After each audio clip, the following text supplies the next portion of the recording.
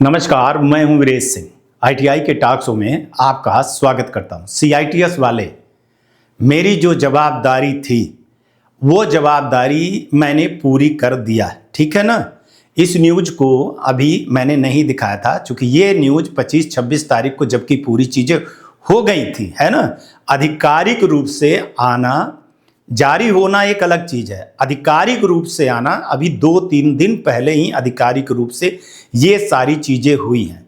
आप ये पीडीएफ देख रहे होंगे, ये नियम की कॉपी है जिसमें डीजीटी ने साफ साफ कहा हुआ है कि भैया सीआईटीएस वालों को जब हम अफिलिएशन करेंगे तो उसमें मस्ट लेंगे रीअफिलिएशन में।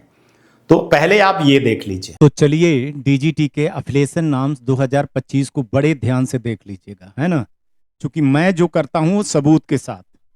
तो आप देखिएगा कि एनेक्चर 17 में list of document renewal affiliation के लिए लिखे हैं और इस पर आप आ जाइएगा 7वें नंबर पे। जो मैं कहता हूं वो मैं करता हूं और मैंने दिखाया कि आप ये देख लीजिए कि उसमें क्या क्या लिखे हुए हैं। ये भी मत समझिएगा, स्टाफ का इंक्लूडिंग क्वालिफिकेशन, एक्सपीरियंस और सीआईटीएस, यहां आप देख लीजिएगा सीआईटीएस वाले, और उनके 1 ईयर का स्टाफ के ऑनलाइन सैलरी पेमेंट। टिकट वाला फर्जी नहीं चलने वाला है, ऑनलाइन। तो ये बहुत बड़ी सीआईटीएस की जीत है और इसको सीआईटीएस वालों को इसको समझना चाहिए। और एक चीज मैं बधाई दूंगा खास तौर से उत्तराखंड के जो है, तो लड़के लगे रहे और लड़ते रहे हमारे साथ, बराबर लड़ते रहे। कोर्ट कचहरी की तो एक अलग चीज है, लेकिन बराबर जो ये चीजें होती रही, इसको आप देख लीजिए 7वें नंबर पर ये जो आया है अफिलिएशन वाला, और ये पेज नंबर अफिलिएशन का है 125 पेज नंबर पे आप ये सारी चीजें पाएंगे और ये तुरुप का इक्का साबित होगा। मैंने बोला था ना कि मैं राज्य से नहीं लड़ सकता हूं, लेकिन मैं डीजीटी से जब लड़ूंगा ना, और सुनील गुप्ता जी को एक बार थैंक यू फिर से बोलूंगा, उन्होंने मेरी बात मानी और सुनी, उसके लिए धन्यवाद। Back to studio. चलिए, आपको समझ में आ गया होगा। अब राज्य सरकारें जितना बहाना करें 2027 में इस बहाने को नहीं कर पाएंगे।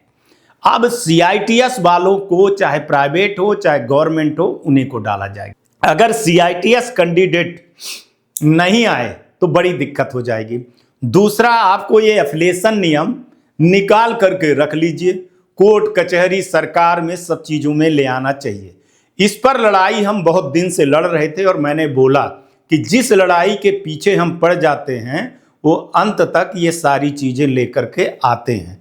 तो मैं इस चीज को आज सीआईटीएस वाले जो है आपको समर्पित कर रहा हूं और आप लोगों को बोल रहा हूं कि आपकी लड़ाई मेरे तरफ से आज से खत्म हो गई है।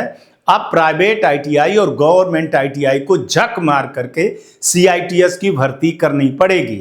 अब इसी नियम के हवाला बना करके राज्यपाल को आप लिख सकते हो, बाकी जितनी एजेंसियां हैं उनको आप बता सकते हो कि जब डीजीटी ने बोल दिया है तो करिए।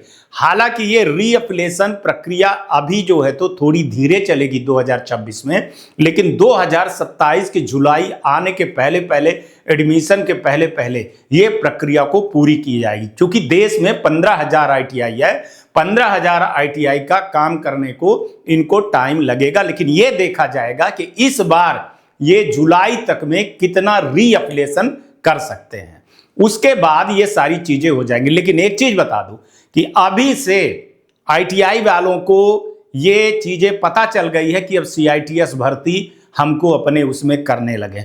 आप लोगों को मैं बता रहा हूं कि आप अपनी डिग्री, डिप्लोमा अगर आपने बेच दिया 500, 1000 रुपए में और आईटीआई वाले ने यूज कर लिया है आपको, और कहीं आपको गवर्नमेंट में जाना पड़ा जाने के लिए और ये यहां से रिलीव नहीं हुई, तो फिर आप नहीं कुछ कर पाओगे। इसलिए किसी भी हालत में अपनी डिग्री, डिप्लोमा को मत बेचिएगा। बाकी मर्जी आपकी, आपको जैसा करना है वैसा करिए। हमारी जवाबदारी सीआईटीएस की खत्म हो गई लड़ाई के लिए। नमस्कार, जय हिंद, जय भारत।